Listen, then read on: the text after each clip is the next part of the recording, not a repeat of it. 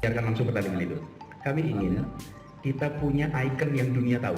Kenapa pengen di Monas? Supaya wajah Monas itu, gambar Monas itu nanti menjadi ikon dunia. Kalau lihat bangunan itu, ini Jakarta. Kalau lihat Jakarta, ini Monas.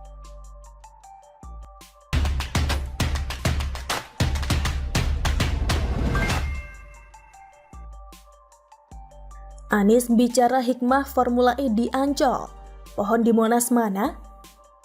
Ditulis oleh Cardi dari siwar.com. Anies diketahui menghadiri acara harlah ke-20 PKS.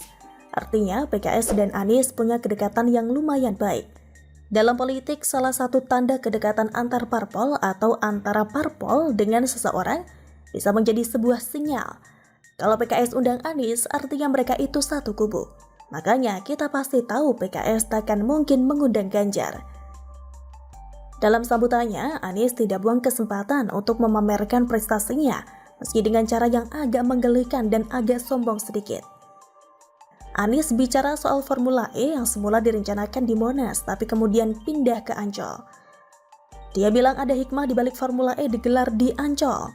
Anies menyebut Formula E Jakarta akan disiarkan di 170 negara. Ini disiarkan langsung lebih dari 170 negara. Menyiarkan langsung pertandingan itu, kata Anies dalam tayangan video yang juga diunggah Wiz Khalifa. Biasanya Anies pintar memainkan kata-kata, tapi kali ini Anies meleset. Menyiarkan pertandingan? Sejak kapan balapan punya pertandingan? Harusnya perlombaan atau balapan, bukan pertandingan. Anies kemudian berbicara rencana awal Formula E seharusnya digelar di Monas. Monas diupayakan jadi lokasi balap mobil listrik untuk mengenalkan ikon Jakarta.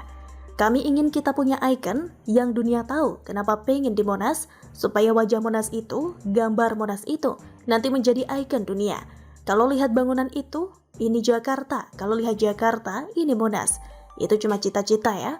Nggak boleh Bapak Ibu. Ya sudah, jadi pindah kemana? Pindah ke Ancol, kata Anies. Anies selalu berbicara soal hikmah Formula E yang akhirnya pindah ke Ancol. Subhanallah, apa yang terjadi? Gambarnya latar belakangnya Jakarta International Stadium. Jadi nanti kalau pertandingan backgroundnya JIS, bukan kita yang meniatkan, digusur, akhirnya kita di sini. Dan ketika di sini akhirnya nanti yang akan jadi ikon Jakarta adalah JIS. Alhamdulillah, padahal dulu rencananya adalah Monas, ujar Anies. Pertanyaan buat Anies, itu pohon yang ditebang di Monas sekarang gimana nasibnya? Sampai saat ini masih misterius keberadaannya. Ibarat diculik oleh alien lalu dibawa ke planet lain, kediaman mereka. Katanya disehatkan di kebun entah yang mana. Dia bisa ngomong tentang hikmah di balik penggeseran lokasi Formula E. Tapi bagaimana dengan penebangan pohon yang kemudian tidak jelas lagi episode selanjutnya? Pohon sebesar itu jumlahnya puluhan bahkan ratusan. Apa mungkin dipindahkan? Dipindah bersama dengan akarnya atau gimana? Kalau dipisah dari akarnya, gimana mau tanam ulang? Gimana cara mereka merawat dan menyehatkan pohon tersebut? Apakah mereka memberikan suntikan vitamin dan suplemen vitamin C? Atau hanya disuruh angkat beban agar lebih berotot? Atau mungkin mereka punya teknologi super canggih untuk menempel ulang batang pohon, yaitu dengan menggunakan lem setan? Tolong dijawab ya, bagaimana nasib pohon yang sudah ditebang? Jangan diam saja dan senyum cengar-cengir tak jelas. Gimana tanggung jawabmu sebagai gubernur? Jangan cuma bisa menata kata, dan tapi tidak bisa jawab pertanyaan tersebut. Baru-baru ini, wartawan berusaha meminta pendapat Anies saat hadir di acara PKS soal atap tribun penonton yang roboh akibat diterjang angin badai. Anies seperti biasa enggan berkomentar soal insiden tersebut. Setelah selesai menghadiri acara harlah ke-20 PKS, Anies diberondong pertanyaan terkait Formula E. Dia terdengar hanya berbicara singkat dan melemparkan senyum soal itu.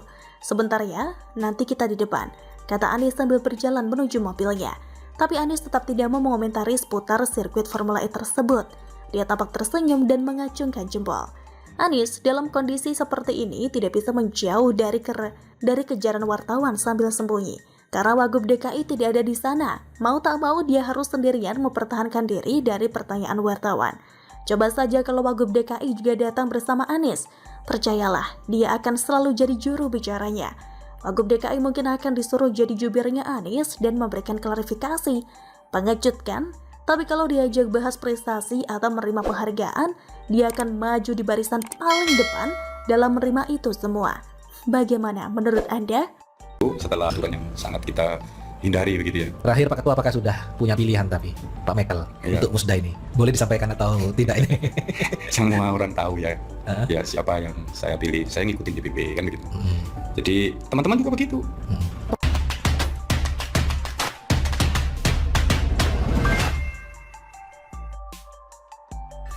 Senasib dengan Bayu Erlangga.